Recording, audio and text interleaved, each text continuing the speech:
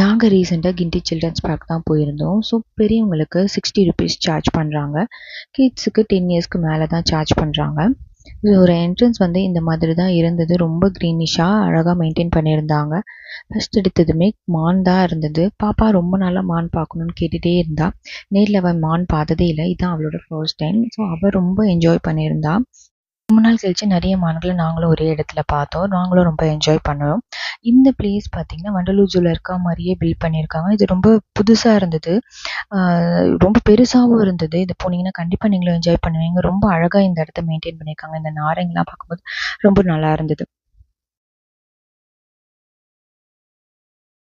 நரி பார்த்தோம். இது ரொம்ப ப்ளே பண்ணிட்டு நடந்துட்டு இங்கேயும் அங்கேயும் விளையாடிட்டு இருந்தது. பாப்பா ரொம்பவே என்ஜாய் பண்ணுவாள். நாங்கள் கதை சொல்லும்போது நரி வடையை தூக்கிட்டு போயிடுச்சு அப்படி இப்படி கதை சொல்லுவோம். ஸோ அதை நேரில் இப்போ காமிச்சப்போ அவள் ரொம்ப ஹாப்பி. தென் பக்கத்துலேயே மயில் இருந்தது.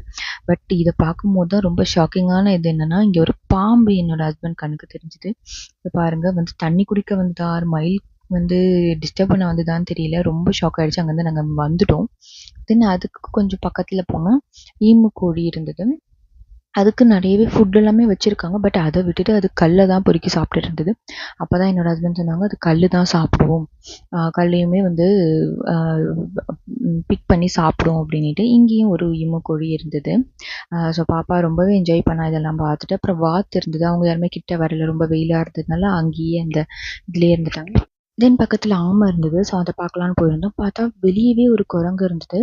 ரொம்ப ஷாக்காக இருந்தது. ஒரு வேளை குரங்கு வந்து வெளியே கூண்டுக்கு வெளியே இருந்து தப்பிச்சிருச்சோ அப்படின்ட்டு ரொம்ப பயமாக இருந்தது. ஆனால் பார்த்தா அங்கே எல்லா இடத்துலையுமே வந்து பக்கத்தில் நாங்கள் வேறு இது பேர்ட்ஸ்லாம் பார்க்கலான்னு போனப்போ குரங்குங்கெல்லாம் அங்கே இருந்தது. சாப்பிட்டுட்டு வெளியே இருக்கிறத சாப்பிட்டுட்டு இருந்தது. ரொம்ப ஷாக்கிங்காக இருந்தது. தென் இங்கே நாங்கள் கிளி பார்க்கலாம் அப்படின்னு போனால் இங்கே பக்கத்தில் நின்றுட்டு இருந்தோம். பார்த்தா மரத்தில் சுத்தமாக கலரே தெரியல. பட் நான் தான் நோட்டீஸ் பண்ண வீடியோ எடுத்துகிட்டு இருக்கும்போது. ஸோ மற்றவங்க வந்தவங்களுமே ரொம்ப பயந்துட்டாங்க. ஏன்னா மரத்தோட கலர்லேயே குரங்கும் இருந்ததுனால அது தூங்குறது எங்களுக்கு தெரியவே இல்லை. பட் இங்கே இருக்க யாருமே வந்து யாரையுமே டிஸ்டர்பே பண்ணல. இங்கே பார்த்தீங்கன்னா அவங்க வந்து உட்காந்து பேன் பார்த்துட்ருக்காங்க. தென் இன்னொருத்தவங்க தண்ணி குடிச்சிட்ருக்காங்க டேப்லேருந்து.